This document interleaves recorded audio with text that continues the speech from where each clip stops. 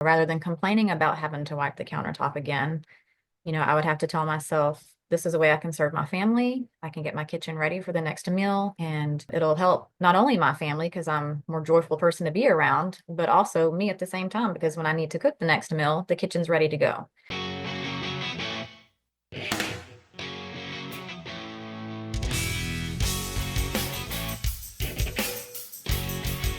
Welcome to the Simply Convivial podcast. I'm Mystie Winckler, homemaker, homeschool mom of 5 with 3 graduates and a grandbaby. And convivial means enjoying life together. That's the hospitable atmosphere that we want to create in our homes. So my goal is to equip as many women as possible to become engaged, competent, and cheerful Christian homemakers. One way I do that is with Convivial Circle, our online membership community. And my guest today, Lindsay, is a member there. Lindsay is wife to a wonderful man who still makes her laugh after all these years. And she is a blessed mom to their son, who they look forward to seeing again in heaven one day, and their daughter, who is a confirmation of God's goodness. Lindsay enjoys studying God's Word, spending time outdoors, and gathering with friends and family just because. So thank you so much for joining me today, Lindsay. Thank you for having me. So we've just wrapped up inside the community, kind of working through 2 things together. We have a monthly topic, and then we're also working through courses. And you did both at the same time. We did baby step bingo and our course, Learn to Love What Must Be Done, which kind of goes along with the book, Simplified Organization. So you had mentioned how baby step bingo kind of helped you make a shift with renewed focus that you are making right now. You want to kind of set the stage for us there? Yes, so we have been homeschooling all of my daughter's education. And so for the past, I guess, 9 years. And probably the past year or so, we've kind of felt that a change was needed. And so going into our high school years, we've decided not to homeschool anymore. And so that was my main focus. And because of that, the housework kind of just fit in wherever I could make it fit in. And having that, I guess, shift, knowing that we're not going to go forward home educating anymore, then that's when the baby bingo came up, or baby step bingo. And I was able to focus a little more on the house. It was more of a natural shift that I guess I realized my attitude toward homemaking needed to shift. And that kind of helped me make that transition. Yeah, I know it's pretty easy, I think, with homeschooling to say, well, homeschooling is the important thing that we're doing. And so the home can just kind of can wait. It's not as important. We can put that off. And it's hard to find the balance of, how do you juggle all these hats and Yes. take care of everything? Was there a particular part of housework or homemaking where you really started noticing the bad attitude? I would say probably I didn't always have a negative attitude toward homemaking. Um, I think just as life goes on and different stages, you change and grow. We recently, not recently, over the last 2 years, we remodeled our house. And so before that, it was a very small house, one bathroom, very tiny living area. And so when we made those areas bigger and added on more bathrooms, just practically speaking, I had more work to do. It was more house to keep up with. And it was so frustrating because what worked in the smaller house, those routines and stuff that I had, didn't translate to the bigger house. And I'm still kind of fighting it because like I want my routine that I had before, and just learning how to accept that that's not going to work. I need to come up with something else, and that's okay. That was one part of it. And then the other part was before quitting my job and staying home, I worked in the corporate world where your work is very measurable. And when you have tasks, you can check them off and be done with them.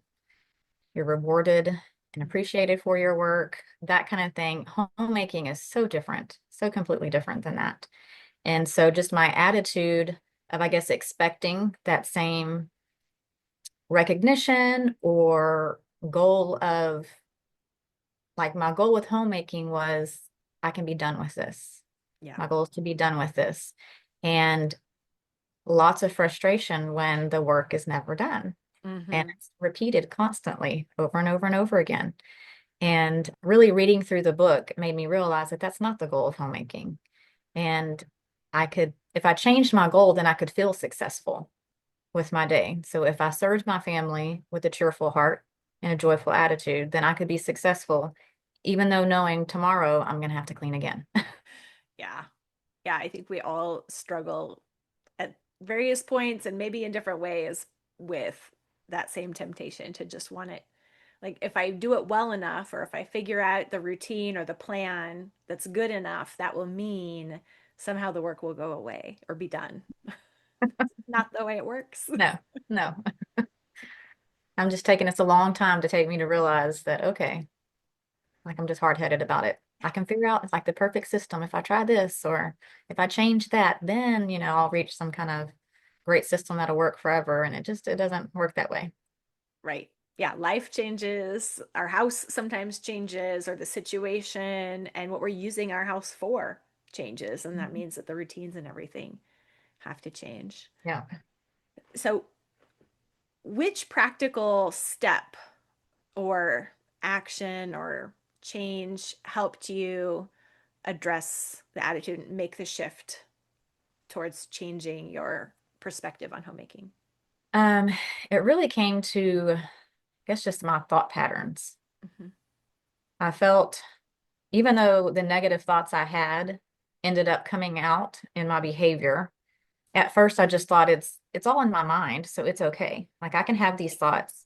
Nobody knows about them, but yet they did because I acted out of those thoughts. And so just the bitterness, like every time I had to go into the kitchen and clean the counter yet again, just really ugly thoughts were in my mind that, why am I having to do this? Cleaning up after people who are capable of cleaning up after themselves. Just a really rotten, grumbling attitude I noticed. And I wasn't happy, like it was really affecting how I looked at life. And so it was really taking your thoughts captive to obey Christ, because I know that's not how to serve and honor him with that kind of grumbling, complaining attitude.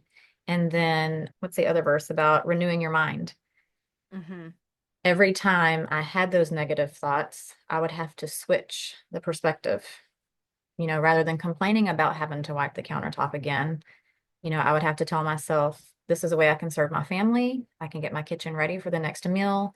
And, it'll help not only my family because I'm a more joyful person to be around, but also me at the same time, because when I need to cook the next meal, the kitchen's ready to go.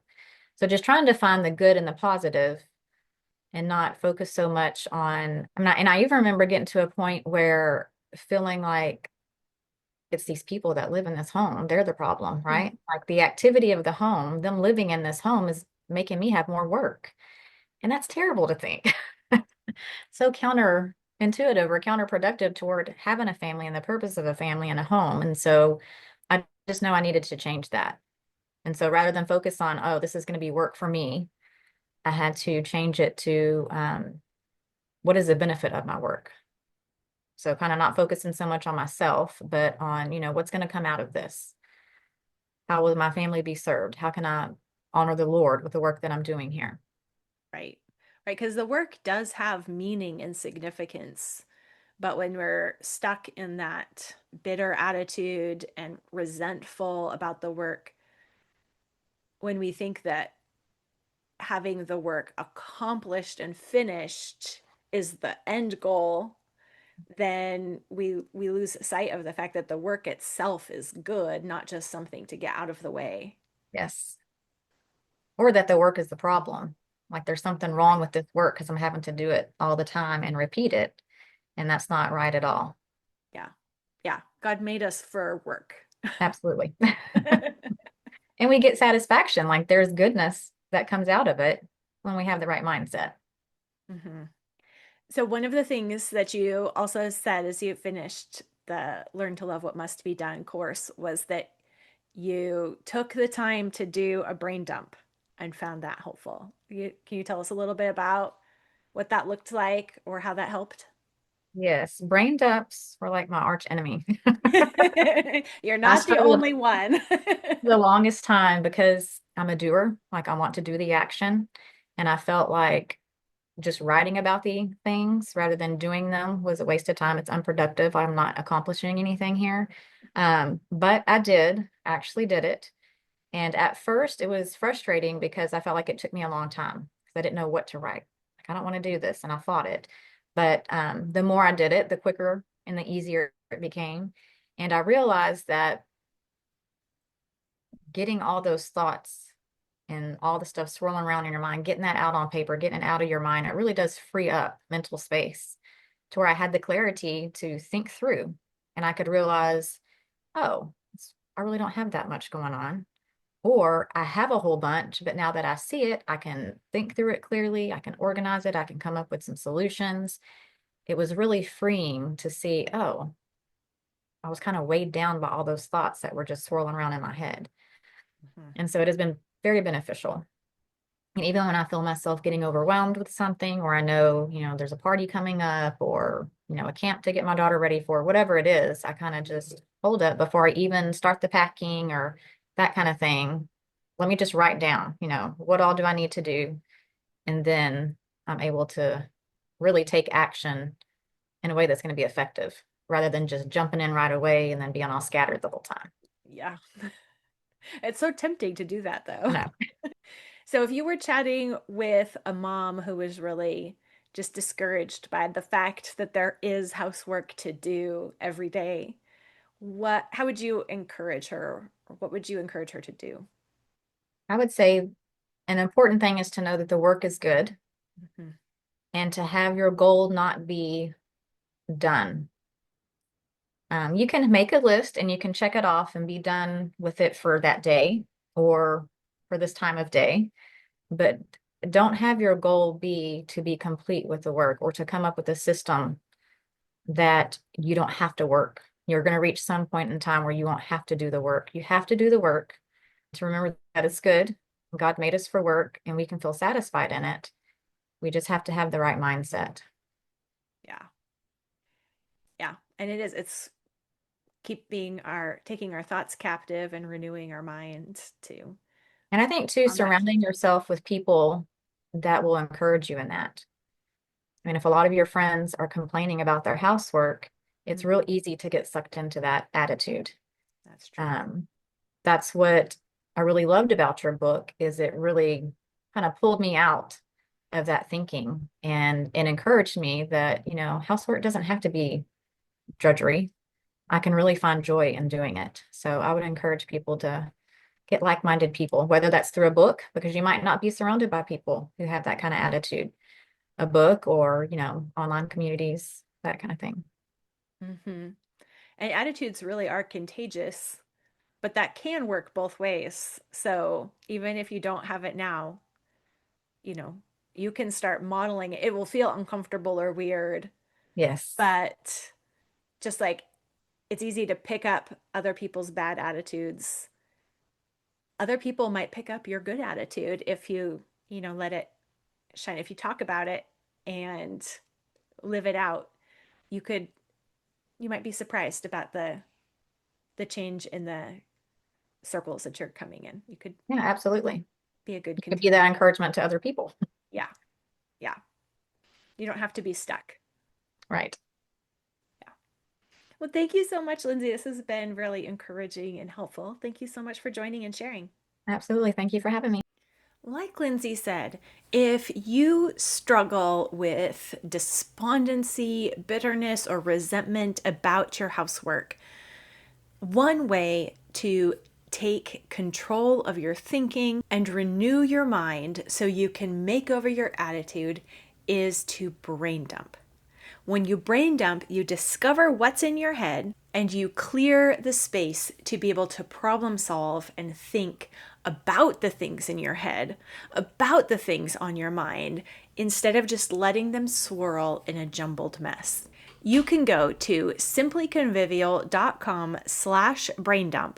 That's simplyconvivial.com/braindump to get my free guide that will walk you through a brain dump process so you can declutter your mind. And if you're watching this when this episode releases, then you are just in time to join Convivial Circle for our Brain Dump Challenge. For the whole month of July, we are doing a Brain Dump Challenge with Brain Dump assignments every week and the opportunity to win prizes for doing that brain dump. You can join us by going to convivialcircle.com. You can find the link to all those resources and more in the description of this episode.